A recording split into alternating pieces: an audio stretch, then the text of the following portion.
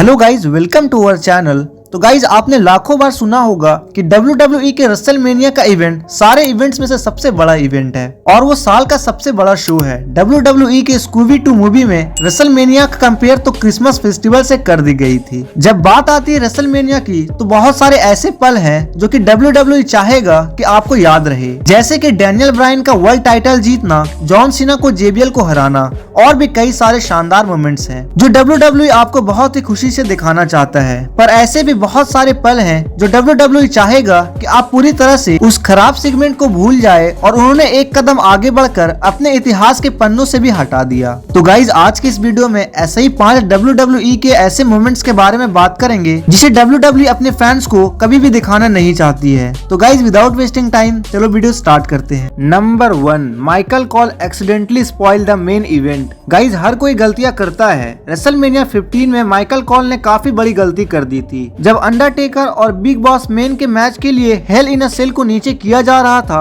तब Michael call home shopping network पर इस शो को प्रमोट कर रहे थे। माइकल कॉल ने गलती से मेन इवेंट जीतने वाले का नाम ये बोलकर सबको बता दिया था कि we will hear from the new WWF championship. दिक्कत ये थी कि WWE चैंपियनशिप मैच अभी तक हुआ नहीं था और द न्यू WWF चैंपियन कहकर माइकल कॉल ने फैंस को बता ही दिया कि उस रात the rock stone cold Steve Austin से अपने टाइटल हार बैठेंगे और वही सेम चीज हमें देखने को बाद में मिला। बेशक इस बात के रेसलमेनिया 15 के सारे नेटवर्क से एडिट करके रिमूव कर दिया गया था। मुझे तो इस बात पर हैरानी हो रही है कि उस समय विंस मैकमैन की क्या रिएक्शन रहा होगा जब उन्होंने ये माइकल कॉल की ये बातें बोलते हुए सुना होगा। Number 2, Chris Benoit. गाइज, बेशक क्रिस बेनवा वो व्यक्ति हैं जिसे WWE कोई भी रिलेशन नहीं रखती है। 2007 में अपनी मर्डर सुसाइड की वजह से बेनवा के बहुत सारे ऐसे पल हैं जिसे WWE ने या तो हटा दिया या फिर पूरे तरीके से इग्नोर कर दिया। रेसलमेनिया में भी ऐसा ही कुछ हमें देखने को मिला। हालांकि बेनवा के रेसलमेनिया मैचेस आप WWE नेटवर्क और DVD रिलीजेस में आप देख सकते हैं, पर WWE ने द कैनेडियन रेसलर को काफी और जगहों से हटा दिया है। WWE ने एक वीडियो रेसलमेनिया इन 60 सेकंड नाम के एक YouTube चैनल पर रिलीज करी थी। इसमें बेनवा के मैचेस को बिल्कुल हटा दिया गया था। अपने वेबसाइट पर WWE ने हर रेसलमेनिया फोटोज गैलरी के रिलीज करी, मगर उसमें क्रिस बेनवा कहीं पर नहीं दिखे। और तब जब वो रेसलमेनिया 20 में वो मेन इवेंट में थे, 2014 में DVD रिलीज हुई जिसमें शॉन माइकल्स के सारे मैचेस थे, सिर्फ एक को छोड़कर जिसमें वो क्रिस बेनवा और ट्रिपल एच के साथ फाइट किए थे 2004 में। गाइज, अब बात करते हैं number 3, Jack Swagger's briefcase troubles. Guys, WrestleMania 26 में आखिरी बार एक money in the bank ladder match WrestleMania में हुआ था। इसमें शामिल रेसलर ने भी अपने पूरी मैच में ढंग से खेला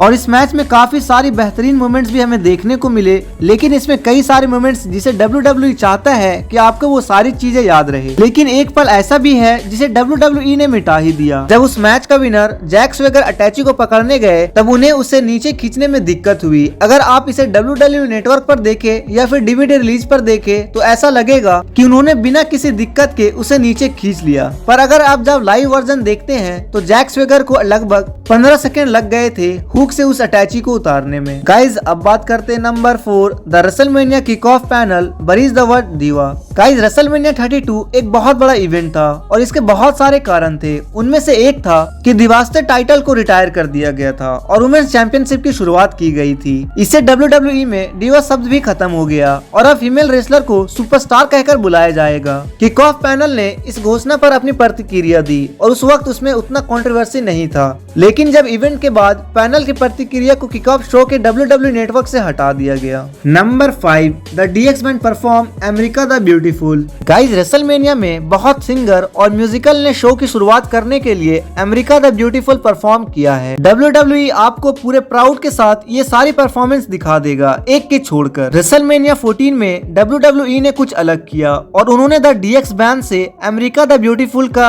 एक ऑल्टरनेट प्लजम परफॉर्म करवाया। उस परफॉर्मेंस के तुरंत ही बाद वहां मौजूद सभी फैंस बू करने लगे और ये समझ पाना कि ऐसा क्यों हुआ मुश्किल नहीं है। उस गाने को जिस तरह से DX बैंड ने गाया था वो इतना खराब था कि उसे बस लाइव पेपर व्यू पर दिखाया गया था और उसके बाद कभी नहीं। तो गाइस, ये थे WWE के सबसे बड़े WWE इवेंट रेसलमेनिया में हुए ऐसे खतरनाक और शर्मनाक गलतियां जिसे WWE हमेशा से ही अपने फैन से छुपाना चाहती है। तो गाइस, ऐसे ही वीडियोस पाने के लिए हमारे चैनल को लाइक, शेयर एंड सब्सक्राइब करके बेल आइकन जरूर प्रेस करें।